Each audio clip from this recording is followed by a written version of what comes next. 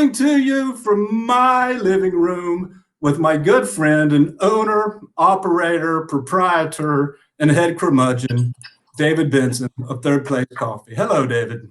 Hello, Robert. How are you doing? Oh, I'm just dandy, I'm sure. How are you today?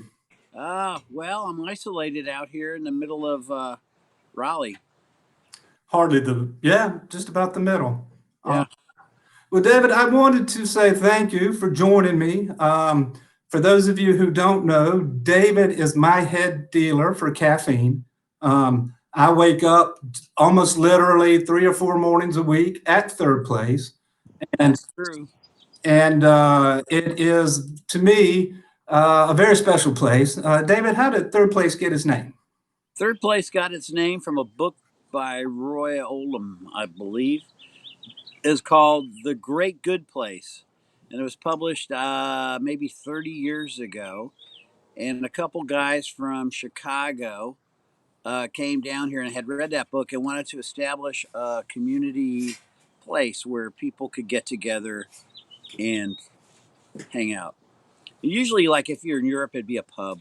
They have pubs everywhere, and they're all neighborhood. And so they took that concept and decided to put it into a coffee shop, and they want to call it the third place because you have home, you have work, and then you have that third place you go to where people get together and hang out and converse and relax. And so they called it the third place, and that's how it got So its name. it's the third place when you're escaping the first two. Yeah, amen. Yeah. Nice.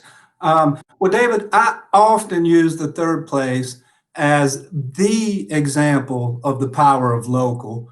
And if you'll indulge me to preach one more time, when Raleigh shops local, there's four benefits you get. The first one is it's local businesses like the third place that make Raleigh unique.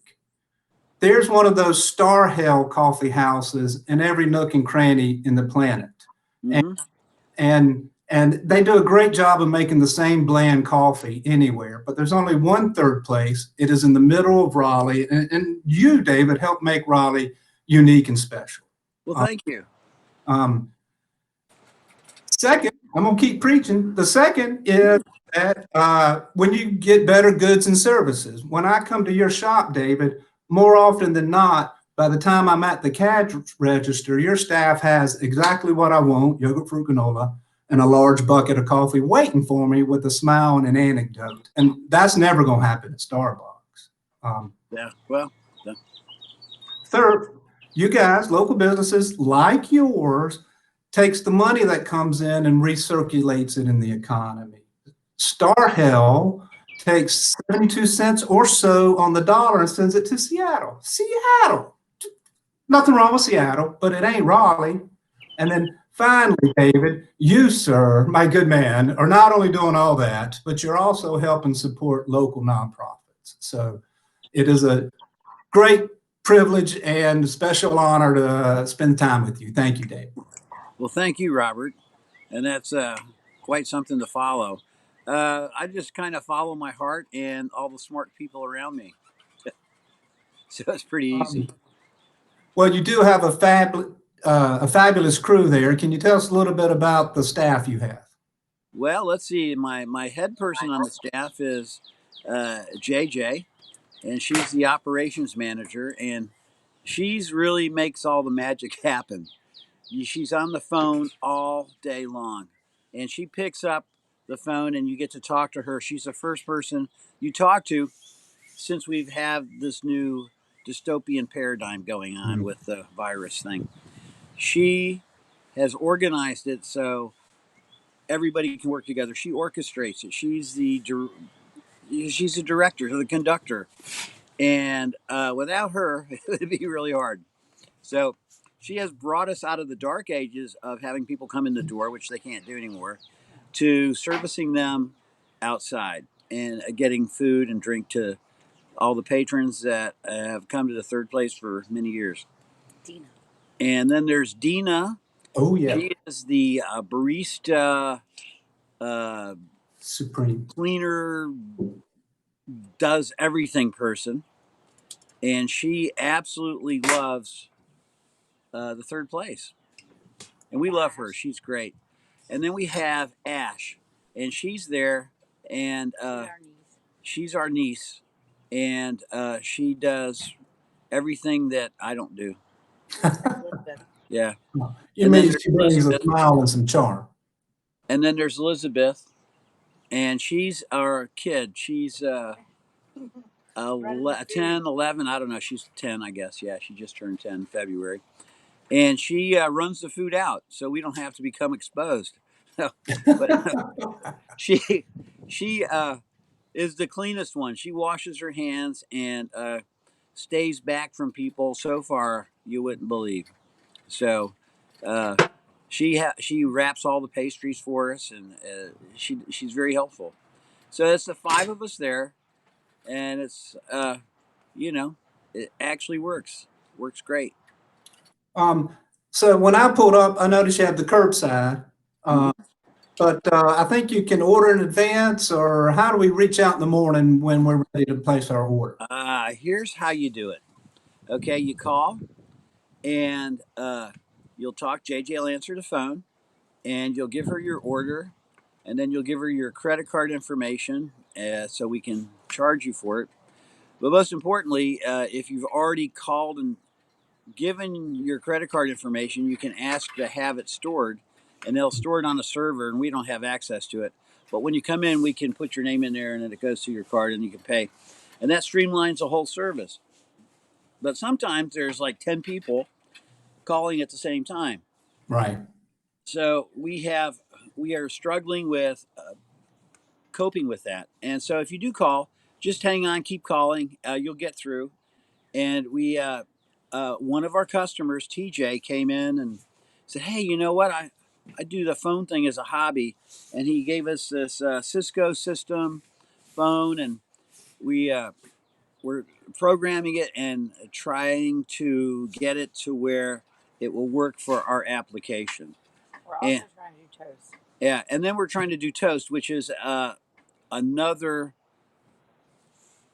POS system Right. where we can order it on. You can order it online and pay for it, and then we get an email or a message on our phone and fulfill the Hopefully order. within the next 2 weeks. It's JJ says it's hopefully within the next 2 weeks.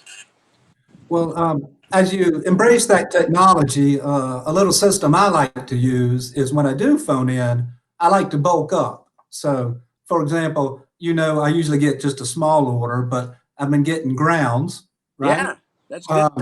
Um, Getting the bags of granola. So Yeah. for the days that I can't make it out when I'm homeschooling, I'm still not without third place coffee and granola. So another secret is to buy in bulk when you do get in. Um, Mm-hmm. have y'all had to cut back on any of the foods or goodies that you normally sell for breakfast and lunch? Yes, we've cut back on the lunch.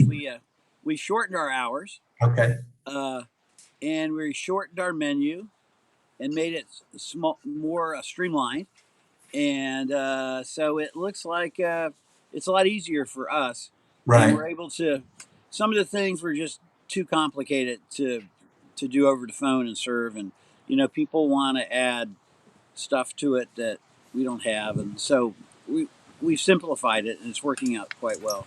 So Oh, we good. have a lot of the breakfast sandwiches, we have the granola, we have burritos, and we have a lot of pastries, and all sorts of coffee and some drinks, and Okay, good so you cheers on the the phone. corners, but you still have all the goody goods.